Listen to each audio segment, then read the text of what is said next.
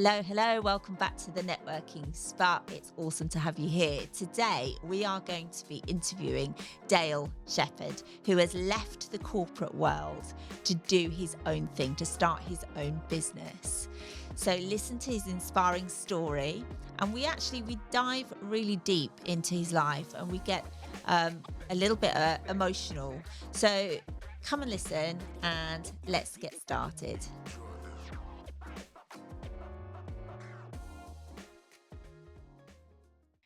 Hey, Dale. Hey, Jess. Thank you so much for coming on the Networking Spark podcast. Pleasure. It's amazing to have you here. You're also a Platinum Spark member. I am. So awesome to have you. First of all, I'd love to ask you to tell us a little about yourself and to really define, because a lot of people won't know, what is a fractional CRO? Completely. Thank you very much for having me, first of all. A fractional CRO is, let's break it down into its two components. What's a CRO? It stands for Chief Revenue Officer. It's kind of a new role. It primarily sits in the sales space. Typically, some CROs have marketing that sit underneath them, but usually it's very much sales and customer success. The main reason that role has been created is to pull together and break down the silos between sales and marketing, which are often very disconnected. A fractional CRO is somebody that does that part-time for potentially a number of different clients. It's more prevalent in the startup world. Sales professionals as well as sales leadership are very expensive roles. If they're doing their job correctly, they're the most well-paid people in any organization. So not always feasible for a startup to have a band of account executives and BDRs and VPs of sales and a CRO to manage all of that. That's a very expensive way to go to market.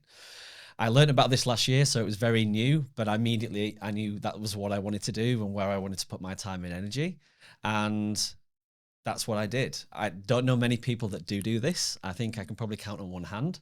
The majority of those in the UK, I know of, I think, 2 out in the States. The fractional leadership roles are becoming more and more prevalent. The CFO and the COO have been quite popular over the recent years. And I'm hearing that a few more people are starting to move into different spaces, whether it's CTO or CRO or even a CMO as well.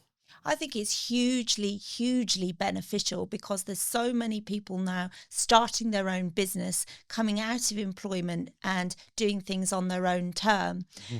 Fractional means that you can dip in, you can arrive at that business for a certain amount of time, do what you need to do, and then go, rather than them having to employ you, which is so beneficial and so exciting. So it's great to hear about all your role. Thank you. Of course.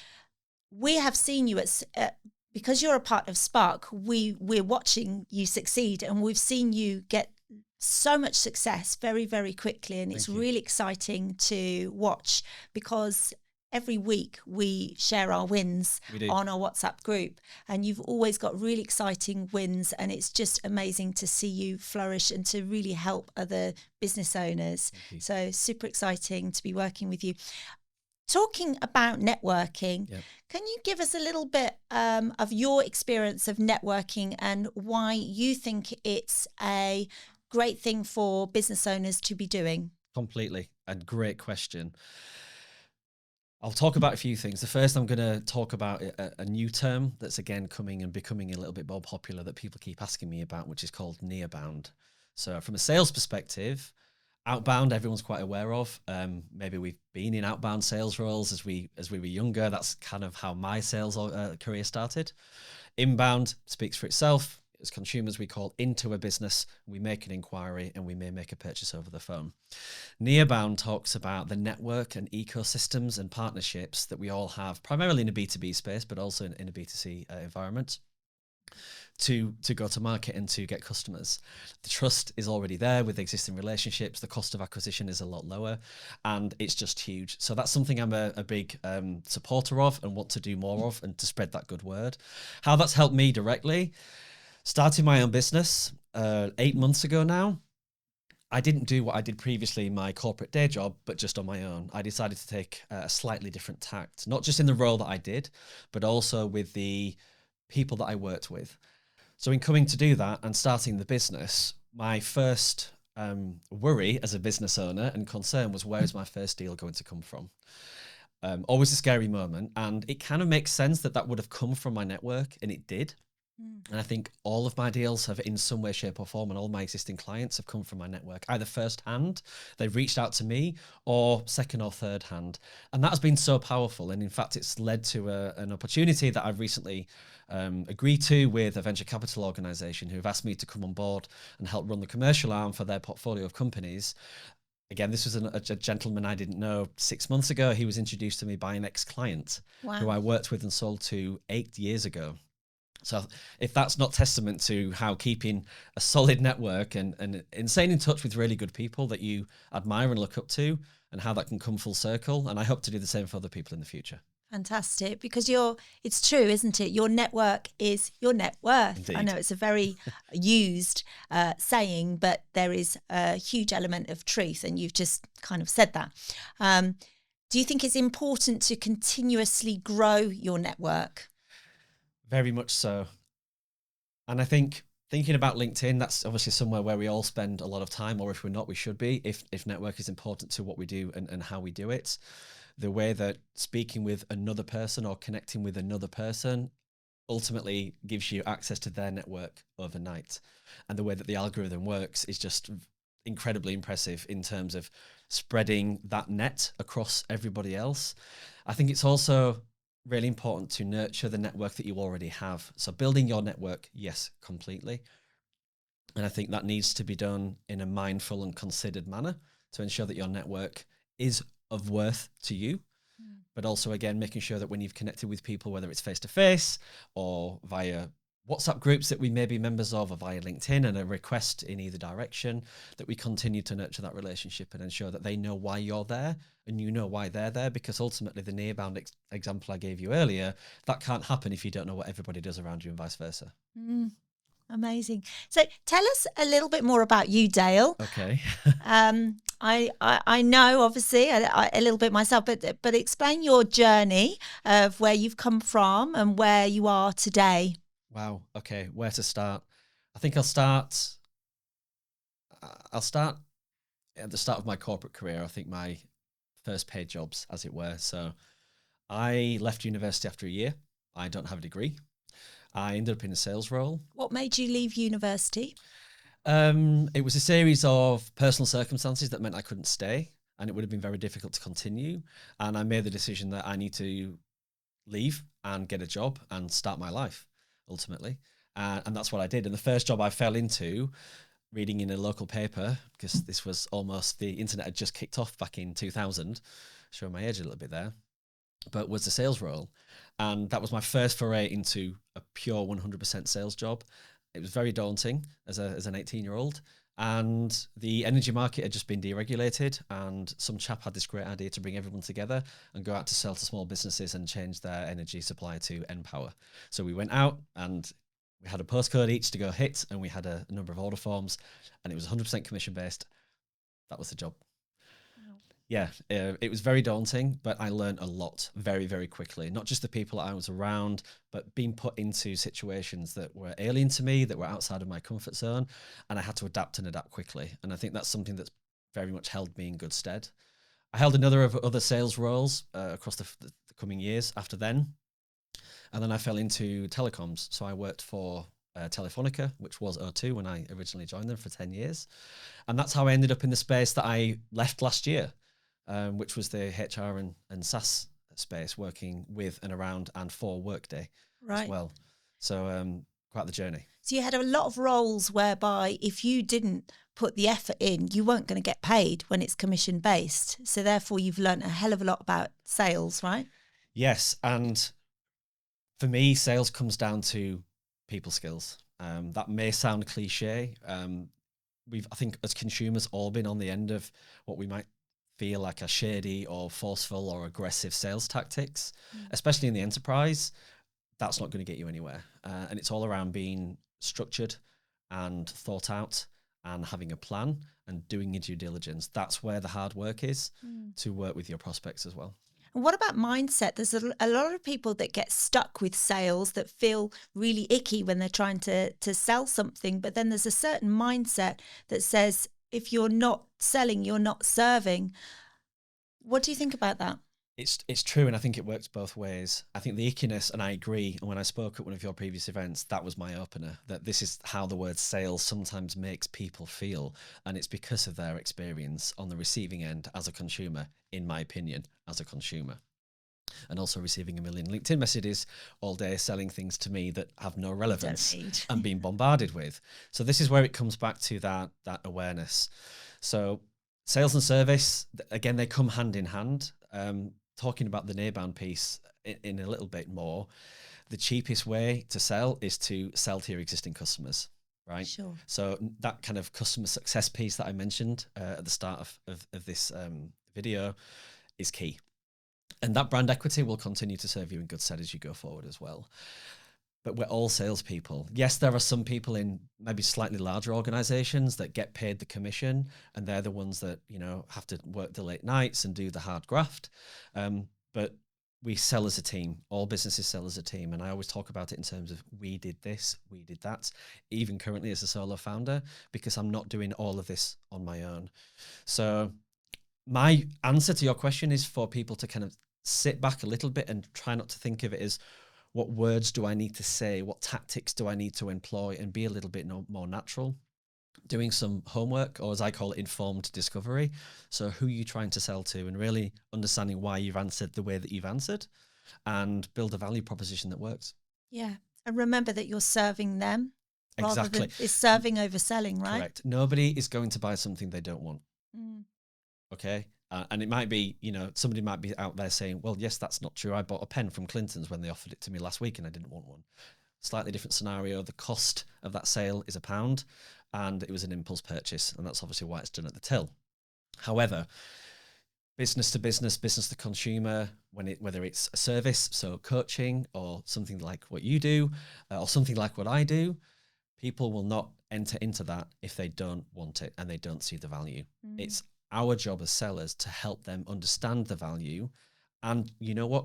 Any salesperson knows this, but non-salespeople might not. Disqualification is just as important as qualification. If you don't feel your product or service can serve somebody, that's fine. You're not going to sell to everybody. Walk away and spend your time elsewhere. On the subject of sales, I'm going to put you on the spot here. Sure. If this is a generalized question, because the listeners here will be running all sorts of different businesses. But if a business owner, small business owner, asked you what's the best tips you can give them to make as much money as they can in 30 days, in a month, what would you advise them? And so to clarify, is that using their existing product or service? That's going to be part of your advice, because you were just saying the easiest way is to use your existing client base. So I would guess that would be part of it. Yes, but I would split it into two ways. So the first is, if you take just what you do today as a business owner, whoever's listening, right, product or service, I would look at what we've done before. I say we're having this conversation together, right? Where have you sold? Who has bought from you and why? Also, why have people not bought from you? It's as important to understand why you win as why you lose. You need to then tell that story in a very clear and concise and succinct way. This is what my product or service does, using the examples from your existing customer base, and then you quantify those qualitative results. So this enabled business ABC to do X, Y, Z. Okay, that equates to this much in pounds, and there's ways that you can do that. Then it's targeting those customers that you've just worked out are your profitable and easy to live with customers. The customers that end up having the big discounts and spend the least with you usually take the most amount of your time. So that's another thing to consider in qualification. And I would have a targeted campaign with those customers, because you know that the margin's there, they know that the value's there, so that the story will land. The second part is, how can you diversify what you do? So again, if we take from a service perspective, looking back at the research that you've just done around the story and why people have bought from you, doing more research around the market, maybe your competitors or what else you're just seeing around your network. What else can you do that would be complementary to that? And is there a way that you can add that into your offering swiftly, if we only have 30 days, but also quite quickly and cheaply? So maybe that's bringing somebody in from an outsourced perspective if it's a service, or it may be a partnership with another company from a product point of view. Bundling that together will only enhance and strengthen the value proposition if you've done the research in the right way. And obviously, if we only have 30 days, then there could be some incredible offers that could be done. The third part I'm going to add on this at the end is you're not going to close the business after 30 days. So you want to make all of this as sticky as possible. So there may be an early offer that you want to bring people in to sign up for that 30 days, but you want that to enable them to stay with you and it be more painful for them to leave than not on an ongoing basis. And I love the word bundles, because you can bundle up your offers and, give somebody, if they're already your customer and they really like you, then they might want to buy. They're more likely actually to buy more from you if they already trust you. So if you bundle up your offers, then it's great. What would you recommend in terms of systems for monitoring sales, for really logging and keeping an eye on KPIs, sales? What would you suggest? A CRM is a must. There are lots of tools out there. I've done some research for a number of clients of mine who have said, we don't use anything, we use Excel or Google Sheets, can you help us? HubSpot is always going to be my go-to. They have a free offering that has amazing functionality that you can get going within an hour. I ran that for 3 months at the start of my business for £0. I'm still using HubSpot. I've upgraded twice, so I am paying the money now. And I'm a HubSpot partner, so I have good access to them. And I can, I very often recommend that my clients use HubSpot. The integrations with things like Xero or QuickBooks and Asana and other tools all work natively. And you don't need Zapier. You don't, but you can use it if you wish. But it's got a lot of native integrations that you can use. It's for somebody that might not have a sales background and they're wanting to do what you said. Okay, I need to start tracking what I'm doing and what KPIs do I need, etc. Again, having a CRM will help you focus your mind a little bit, because there'll be delivered reports, for example, that you can use, and they'll be always looking at the right things, whether it's deal age, margin, sales stages. That whole process around sales stages is very, very useful. And that process is just so key. Yeah, and there's a lot of different CRMs that do different things to explore as well. Yes. Lots of people in my circles are shouting about Go High Level. Have you got, what are your thoughts on that? Have you got much experience with Go High Level? As a tool? As a CRM? Never heard of it. No way. Nope. Sorry. Okay. All right. Scrap that. As a fractional CMO working with various companies, what is a common obstacle that you find people struggling with, and how do you tackle that? Sure.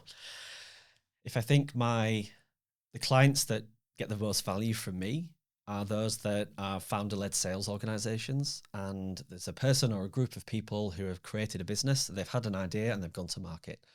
Fast forward 2 or 3 years down the line and they've kept the lights on, they're making money, and it's brilliant. Everything's going, they're hiring staff, but they've never done sales before because they're product people or they're tech people or they're consulting people or something else, and they don't know what to do. And to Dale, the point really is that I can help them build a sales organization from scratch and a function. So we've just, building and implementing a CRM and all the data and reporting and metrics and processes that sit behind that is just one of those many pillars. And the value that they get from me is the rigor and the eyes on things that they don't have eyes on, plus obviously the experience of running hundreds of sales cycles. But for me, it's around enabling and empowering them and upskilling them. So this may be that there's one of many founders that wants to take on the commercial aspect of the relationship with their prospects and customers. I will work very closely with that person to make sure that I can impart as much knowledge as possible before my engagement ends. So would you say you step in when a company is really ready to grow and expand massively? That's when you step in? Either that, or they want to avoid a pain point. So it's an opportunity they want to grasp and they need help, or they're about to miss out on an opportunity. Maybe they're going into a new market. Maybe they've just received funding. Maybe they've acquired a company or been acquired, or maybe they've just simply expired and exhausted their network in terms of people that they can call to sell their services and products to, and they need to go out more broadly. What I'm not going to do is fill the top of the funnel. There are agencies that can do that and do all the email campaigns. For me, it's more around the strategy on what are we doing? What is the messaging? What's the value proposition? What are the go-to-market channels? How do we set our pricing and everything that surrounds that? Hey, do you want to create the opportunity to step away from your business so you can work on it rather than in it? Do you need some rest and restoring time so that you can take some time to look after your body, your health, and your mind and come back stronger and better and full of creative ideas? I'd love to invite you to come on a retreat with me where we have a regular yoga practice. We have some beautiful conversations, meditations, massage, all sorts of wellness practices to really create the best version of you and for you to rest and restore and come back stronger. So if you'd like to learn more, then reach out to me, send me a DM or have a look at my website, yogitribe.com. That's yogitribe.com, and look at the retreats on there. Now, one common occurrence I keep coming across when I'm interviewing successful entrepreneurs, that many of them have left school early, or in your case, left university early. And it's really a really common thing. So I'd love to hear what your views are in the current education system, because we've both got kids. Wow. Yeah. Is it worth going to university? Is it, what do you think of schooling? What a question. And as you said, I have a 2-year-old. So this question has been very much front of mind recently. My wife and I talk about schooling a lot. So university is one thing. My view 5 years ago would have been, if you wanted to have a role and a job and a profession and a career that requires a degree, maybe medicine or law, then it may make sense. I think I'm changing my mind a little bit. And another thing to add into the context of my opinion really is that I turned 18 in 2000, which was the kind of internet revolution. We had all of these kind of career aptitude tests, going through secondary school. And all of those jobs probably still exist, but most of the jobs today did not exist back then. And one of the things I wrote down when preparing for this, and I'm going to use this as an opportunity to bring it up, is you can't be what you can't see. It's one of the few maxims that I live by and believe in a lot, and it's actually come up in conversation more and more recently. So because we didn't know what the world was going to be and what the change of the internet revolution was going to bring, we couldn't plan for anything. No. One thing is always certain, and that is change. Correct. So university, I don't know. When Logan is 18, hopefully a little bit before, we'll see where the world lies then. In terms of attempting to answer your question a bit more broadly around the education system, I don't fully believe in it. I don't feel it set me up for success. I had to find my own way, and I have, friends and ex-schoolmates that do agree. And I don't know if that's going to be the best way for Logan, right? So does that mean homeschooling? Does that mean something else? It's going to be a blend, is my current view, because there's so much that I wasn't taught that I now know that I needed when I went out into the big wide world. Agree, me too. I used to be really jealous of many of my friends that went to university and did a degree. And I felt back then that I was left out because I didn't have a degree. But now I have a totally different opinion on that. I think it's all down to motivation, mindset, and there's so much education out there that you can get yourself depending on where you want to go, what you want to do. And that's where it lies. We're living in the best time. Somebody said this a while ago, but literally everything that man has ever learnt is available today for free. Yeah. So do we need to go to university? Half the Harvard Business School syllabus is on YouTube for free. So you can get it for free, or you can go and get yourself into oodles of debt. Yep. Lose 3 years and learn the way that somebody else thinks you should learn. Interesting, hey? Very. So, Dale, what is more important to you, money or fulfillment? Great question. It's definitely fulfillment, but it wasn't always. So, you've spoken around some of the trends that you've seen from people that you've spoken with that have done well around their schooling and how that went. I came from a relatively poor single parent family, and we never had any money. And I think that was a massive driver for me to want some money, because I didn't want to perpetuate that, right? I wanted to have a different life. And if, as and when I had kids, I wanted to have a different life for them. Mm. So that was something that drove me.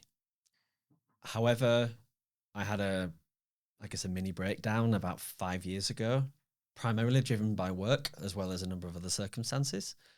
And that really allowed me to stop and take stock and consider what is genuinely important to me. And the events that transpired last year that led to me creating my own business and surrounding myself by good people as well. That's something I also wanted to bring up today. Is I always tried to do everything myself. And I had an epiphany 2 years ago, whether it was just turning 40, I don't know. But I started to surround myself with people that are good at what they do, whether it's nutritionists, strength coaches, business coaches, career coaches, executive coaches, etc. That really enabled me to put a mirror up to myself, but also get an experienced third person view of, am I telling myself the right story, or am I telling myself what I want to hear? And I was really tested around what is important to you. And the results were autonomy and creativity. So that's what gives me fulfillment. And that's what I won't get working in a corporate job. Amazing answer, Dale. Thank you. You kind of touched on my next question, which is, I think that we have to go through failure to find success, or another expression, we're forged in the fire. And I was going to ask you, what's the hardest thing you've ever been through, or what's perhaps something that's gone wrong that's then formed you into the person, the stronger version of you? And would that be what you just touched on? I think so. 3 years after that episode, if you will, me and my wife lost our first son, which was incredibly difficult. I'm so sorry. Thank you. And that has changed me. And it took a long time to work out that is the case, and that I am now a different person and I react in different ways. And that sits with me, right? So that's tough.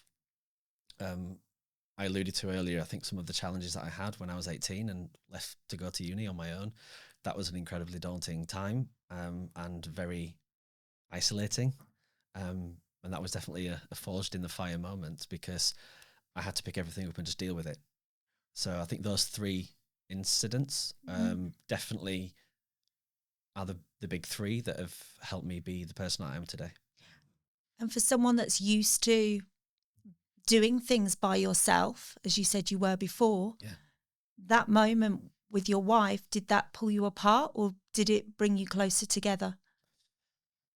It brought us closer together, but I realized that we are different people and we're individuals, and we deal with it in different ways. So the dichotomy to a point of, because it wasn't an overnight miscarriage, we knew that Dylan wasn't well. So we had to kind of live with him and all the tests over a period. And we knew that at some point this was going to happen, and everybody's symptoms got worse, and that's what happened. I had to be there for Amy during that period and be the rock and support her. And it was, her body, and it was incredibly difficult for her. The floodgates came down for me afterwards, right, when we came home that day and left him at the hospital. And I'm not saying she doesn't struggle, she does in her own way, but, I have episodes where it's just, I can't get it out of my head, and it's very difficult. And I need to go back to things that I find strength in. And that self-awareness, both from a personal and professional perspective, was something that, I kind of wrote down in preparation for today is super important, I feel. Yeah. And it's something that, that's huge, right? Yep. And is it something you will ever heal from? No, I've learned that that's not the case. The best analogy I've ever heard is it's like a balloon in a box, and when it happens, it's fully inflated and it's pushing on the button on the side, on the anxiety button, on the panic button, on the grief button. And slowly the balloon starts to shrink and it bounces around inside the ball. And every now and then it hits the button and it gets smaller and smaller, but it'll never disappear. That makes a lot of sense. The tough thing is not knowing when the button's going to get pressed, right? And that can happen at any moment. And, you know, Logan now knows about Dylan, and, you know, he will say some things which sometimes are absolutely lovely, but sometimes they just floor me. Yeah. Do you have a strategy that you use when that button gets pushed? Yes, I talk to him in any way that I can. I want to be near him best I can, whether that's with his shells and his urn at home, or I go to the crematorium, which was the last place that we were together, or I distract myself in a healthy way, right? Whether it's being outside in nature, moving my body, those things always usually help me get some clarity with whatever's going on. And this, again, it comes back to the self-awareness. You know, it's a journey to understand what those things are that help you get out of those moments as well. You and your wife must be incredibly close and strong to get through this. So. We are, and we've been together for 20 years almost now, and we're just two halves. Amazing. Are you similar or are you different? Different, very different. And I love that. Of course, it has its issues and challenges at times, but 9 times out of 10, it's very complementary. She makes me want to be a better person in the right ways, and she's just always there for me. She gives me the love that I've always wanted. Which brings us back to the concept of the people that you surround yourself with are so important in life and in business. So to be successful, what would you be your tips about the people that you surround yourself with? My number one tip, and I've said this a number of times, is don't be the smartest person in the room. I don't like being the smartest person in the room. I'm always looking as a sponge for that input, that motivation, that aspiration, that inspiration. So again, when it comes to self-awareness, I'm going to bring it up again, working out where your weak spots are, if you want to call them.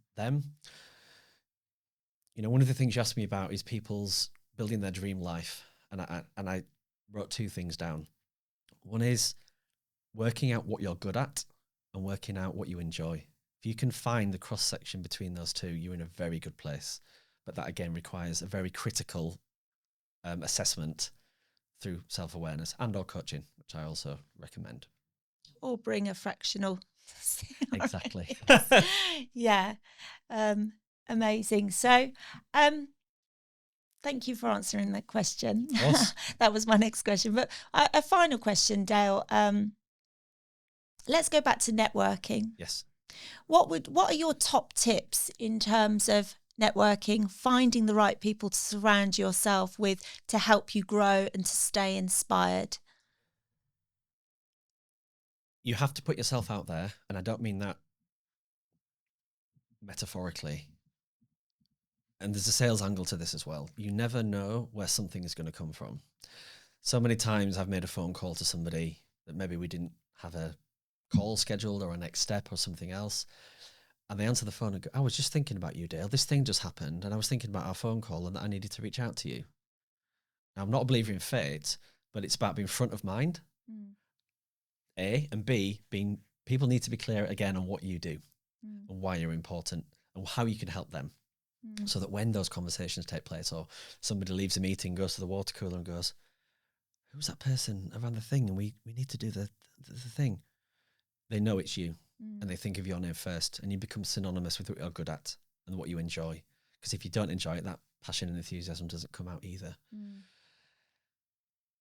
And again, going back to the you can't be what you can't see concept, meeting more people that aren't part of your existing network. And again, this is something that I had to do last year when I set the business up, because I wasn't planning to work with people that I'd worked with previously. I went into a whole different sphere. I was turning up at events on my own with a business name that nobody had a clue what it was about, what a fractional CRO even means, and having conversations with people. And it became very clear early doors there was a lot of education to do, and I kind of wanted to take that on my shoulders.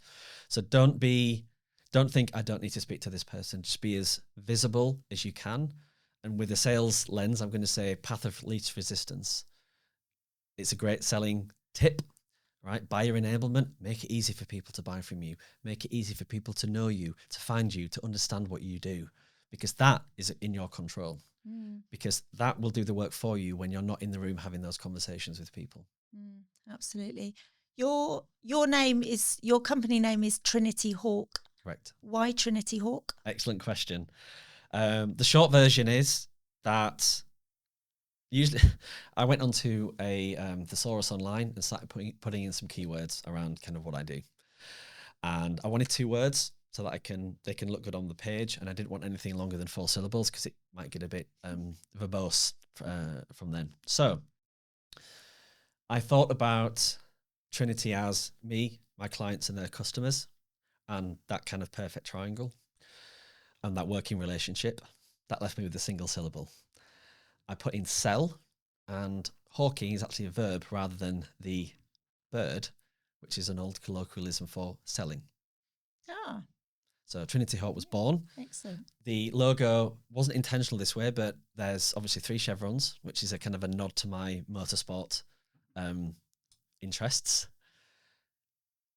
It kind of looks like a hawk if you look at it with the head, wings, and tail as well. But I love it, and my good friend Caroline was who's very talented, did all of that for me. So thank you, Caroline. Excellent. Well, congratulations on everything you do, Dale. Thank you. You're inspiring. Do you have any final words for the listeners today? Top tips for business owners, entrepreneurs to get the most out of their business? So a lot of what we spoke around does come back to mindset. So there was another maxim that I wrote down, which was sometimes you have to take what's yours, which is from a film, actually, Coach Carter. If anyone's seen it, it's an incredible film. It might sound a bit aggressive, but when I heard that and applied it to my life, especially in the corporate world where you're waiting for other people to help you, you need to go do it for yourself. So my first advice is have that self-awareness and mentality. The second piece is surround yourself by the right people. And you can do that with networking. Jane Spark. Dale, thank you so much. It's my pleasure. Thank you, Jess. Wonderful to have you here today. So yeah, thank you ever so much. My pleasure. Join a dynamic community of driven entrepreneurs, professionals, and industry leaders who are passionate about growth and like-minded individuals who inspire, support, and empower you to reach new heights. Expand your network and connect with a diverse range of professionals across various industries. Increase your visibility and showcase your expertise and services in a relaxed atmosphere. Learn from industry experts, attend workshops, and stay ahead of the thread. Build genuine connections that can lead to new clients, partnerships, and collaborations. Boost your confidence. Surround yourself with a supportive community that believes in your success. So don't miss out on this opportunity to ignite your business growth. Join Spark Business Networking to unlock endless possibilities for your entrepreneurial journey. Spark Business Networking, where connections ignite success.